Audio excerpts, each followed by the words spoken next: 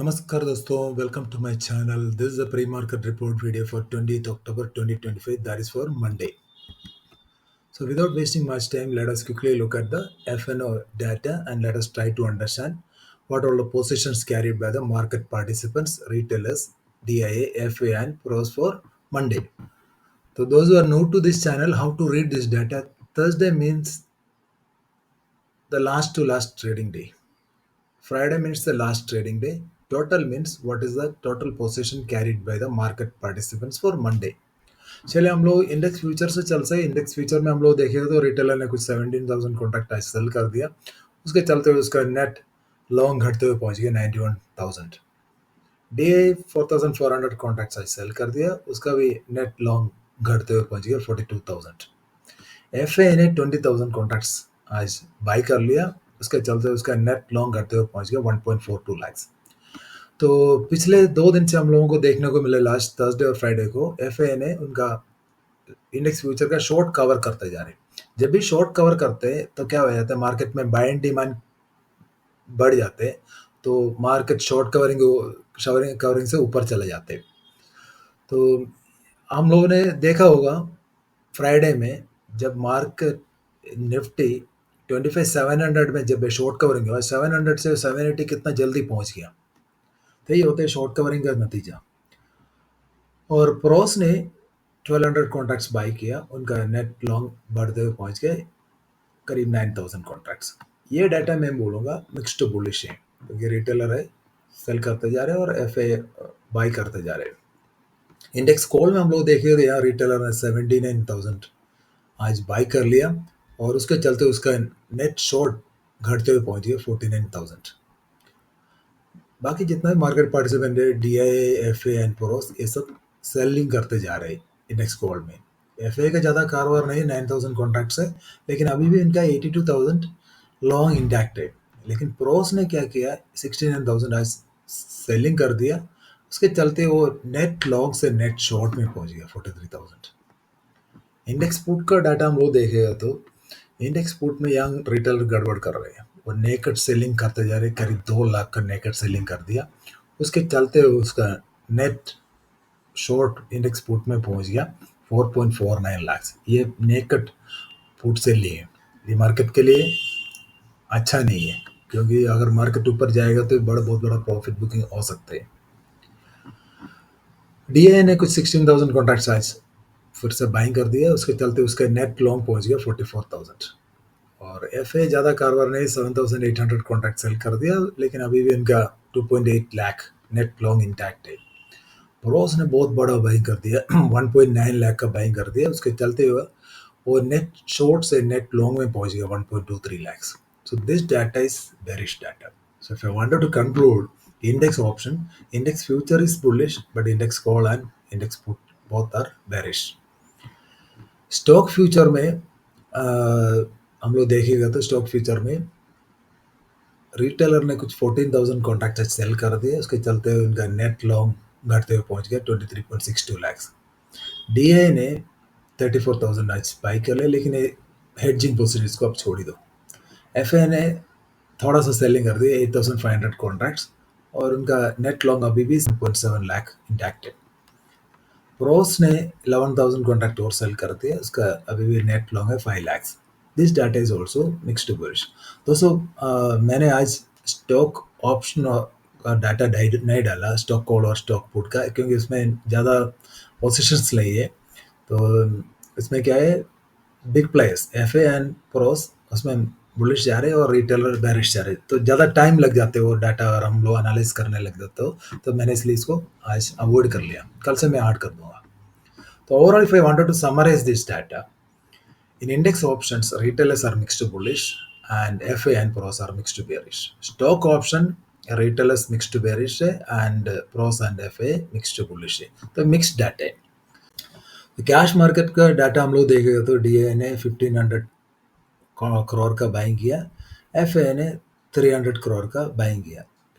और जितना भी सेलिंग है प्रोस और रिटेलर का किया हुआ लगता है. तो ये एफएनओ डाटा कल के लिए इतना महत्वपूर्ण है, इसलिए मैंने जो स्टॉक कॉल और स्टॉक पुट का डाटा छोड़ दिया, क्योंकि 3 दिग्गज स्टॉकों का रिजल्ट आया। तो वो है रिलायंस, एचडीएफसी और आईसीआईसी। मार्केट उसको ऊपर ज़्यादा रिएक्शन देगा ताकि एफएनओ डाटा। लेकिन क्या एफएनओ डाटा से एक चीज़ पता चल जाती है, अगर मान लो मार्केट बहुत बड़ा गैप अप खुल जाते, एक डिप तो आएगा क्योंकि रिटेलर के इतना बड़ा बुलिश पोजीशन लेके बैठा। वो सबसे अच्छा हमारे लिए ये होगा, मार्केट एक बड़ा गैप अप खुल जाए, वहाँ से इमीडिएट शॉर्ट बन जाते हैं। दोस्तों, आप लोगों को याद होगा मैंने 29 सितंबर को एक वीडियो बनाया, तो उसमें मैंने क्लियरली बताया, ये छोटा वीडियो था, एक शॉर्ट वीडियो था, तो मैंने क्लियरली बताया Nifty is ready for 8 in the near time with an N pattern. तो जब भी मैं मार्केट एनालिसिस करते हैं, मेरा दो व्यू रहते हैं। First view will be long term and second will be short term. जितना भी प्री मार्केट रिपोर्ट वीडियो रहते हैं वो सारे शॉर्ट टर्म इंट्राडे का रहते हैं। ये मैंने आप लोगों को शेयर किया था मेरा जो लॉन्ग टर्म व्यू क्या रहेगा मार्केट के लिए। तो आप लोग ही सुन लो उसमें मैंने क्या बोला था। दोस्तों, मैं आप लोगों से निफ्टी में एक स्ट्रक्चर शेयर करना चाहते हैं। एक स्ट्रक्चर हो सकते हैं नियर टर्म के लिए निफ्टी में बन जाएगा। तो मैं डेली टाइम फ्रेम यूज़ कर रहा हूँ।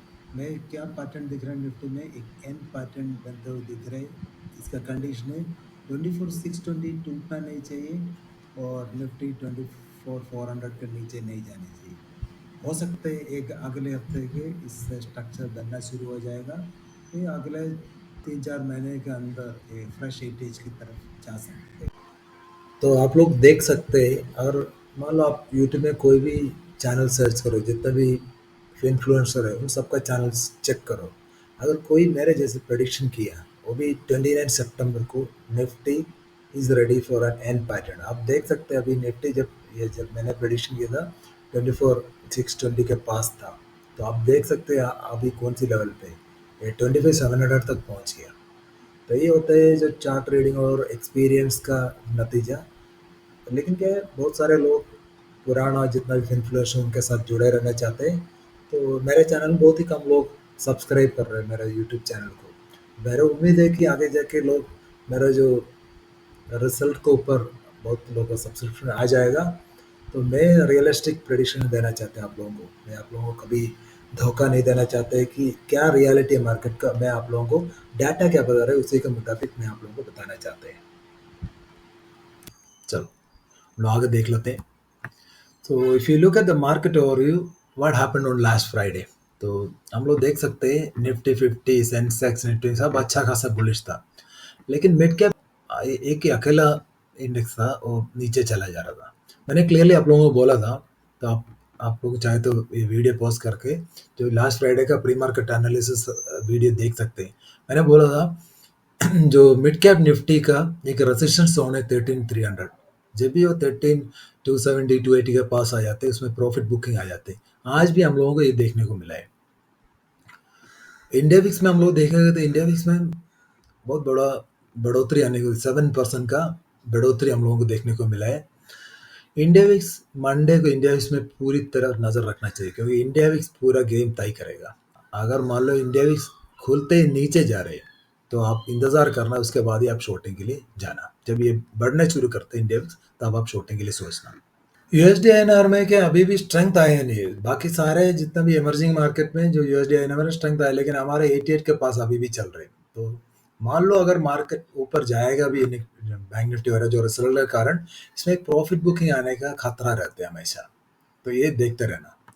क्रूड में देखे तो क्रूड में क्या है, और गिरते जा रहे हैं क्रूड। लेकिन क्या है, क्रूड यहाँ सपोर्ट लेना चाहिए। मान लो जो एमसीएक्स क्रूड का लेवल देखे तो 5,000 के पास है, सपोर्ट है। अगर आप लोग और देख ले, अगर कोई भी क्रूड में ट्रेड करते हैं तो 5,000 का पास मान लो ये ग्रीन कैंडल बनाते हैं तो बैंक डिमांड आ जाता है, आप इसमें लॉन्ग का नजरिए में कंसिडर कर सकते हैं। ज़्यादा पॉइंट के लिए नहीं बैठना, 50-60 पॉइंट मिल गया तो एग्जिट कर देना। जैसे मैंने बोला गोल्ड और सिल्वर में थोड़ा सा डिप आया, तो थोड़ा डिप में क्या है, बहुत लोग पोजीशन खाली हो जाते हैं।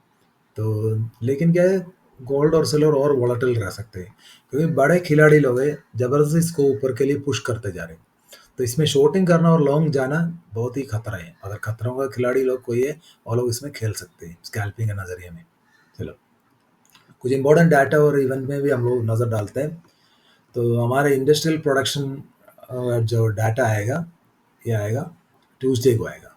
तो 4% का आने माने देखना पड़ेगा कि क्या आ रहा है। अगर ये अच्छा आ गया तो मार्केट और ऊपर भाग जाएगा। तो एक यूएस का कंज्यूमर कॉन्फिडेंस का डाटा भी आना है ट्यूसडे को। तो लेकिन अभी क्या है, उसमें लॉकडाउन चल रहा है तो कोई भी डाटा वो पब्लिश नहीं कर रहे। और वेडनेसडे को क्या है, जो नेक्स्ट वेडनेसडे के लिए फेड इंटरेस्ट रेट डिसीजन है, इसके ऊपर पूरा ग्लोबल मार्केट का मोमेंटम डिसाइड हो जाएगा। और थर्सडे को यूएस का जीडीपी डाटा भी है, और फ्राइडे को कोर सीपी डाटा वगैरह। सो नेक्स्ट वीक के लिए बहुत सारा डाटा है, इंपॉर्टेंट डाटा है। फिर मंडे में कोई डाटा नहीं है। चलो हम लोग आगे चलते हैं। सो दोस्तों, मैंने सोचा है कि बहुत सारे रिजल्ट आ रहे हैं, सारे रिजल्ट का समरी एक साथ आप लोगों के लिए डाल सकते हैं, तो ताकि आप लोग बहुत सारे साइट को रेफर नहीं करना पड़े।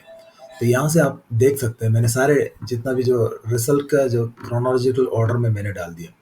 एच का रिजल्ट आप देखेगा तो अच्छा खासा रिजल्ट है, इसमें कोई खराबी नहीं है।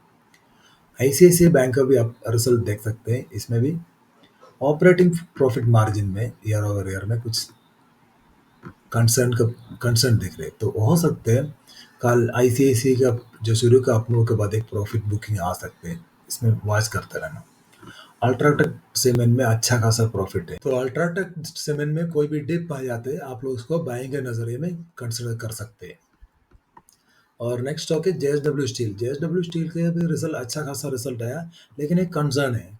जो मार्केट का एस्टिमेट था नेट प्रॉफिट 1766 आया 1626, इसलिए वो सरप्राइज 6% नेगेटिव में दिखा रहे हैं।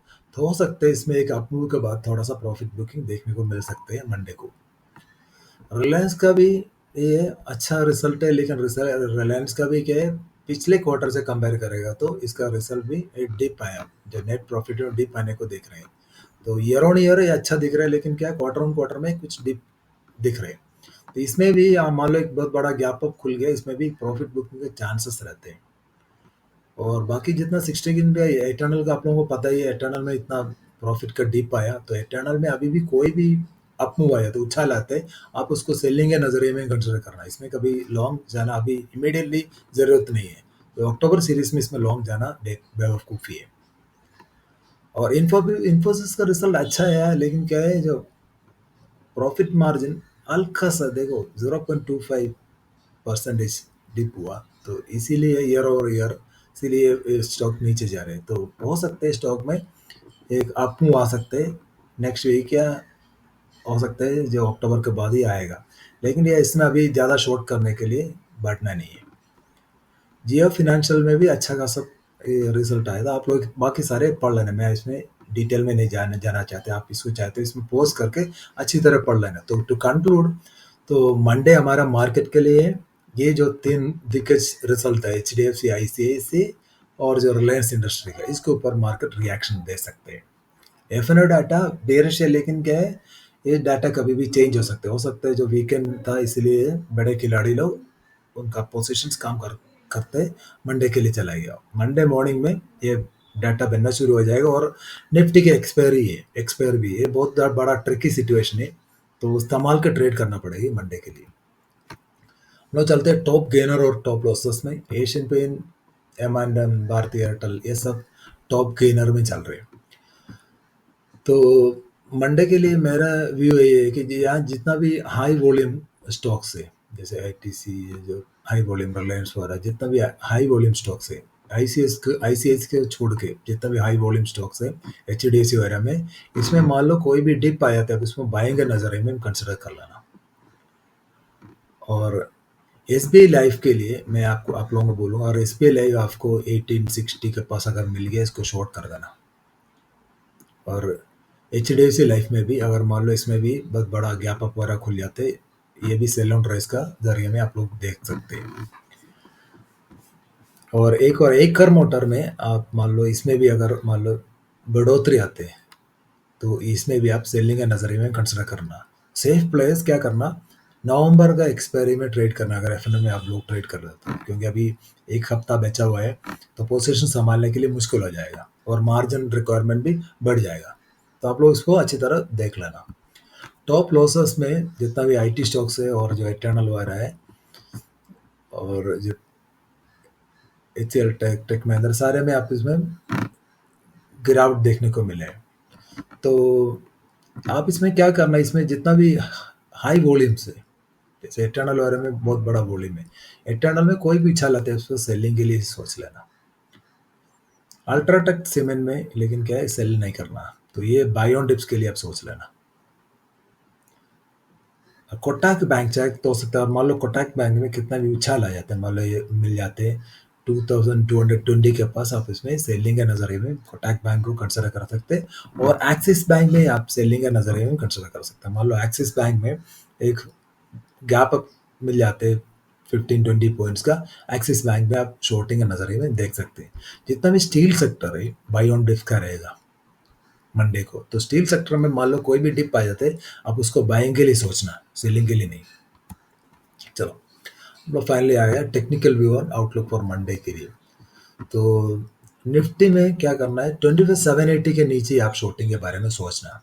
लेकिन क्या मार्केट अभी 700 में, ये मैं ये अनुमान से लेके लेवल दिया हुआ है, तो ये गैप अप खुल जाएगा 25,900 के पास। तो 25,780 के नीचे जाएगा तो आप इसको शॉर्ट कर देना।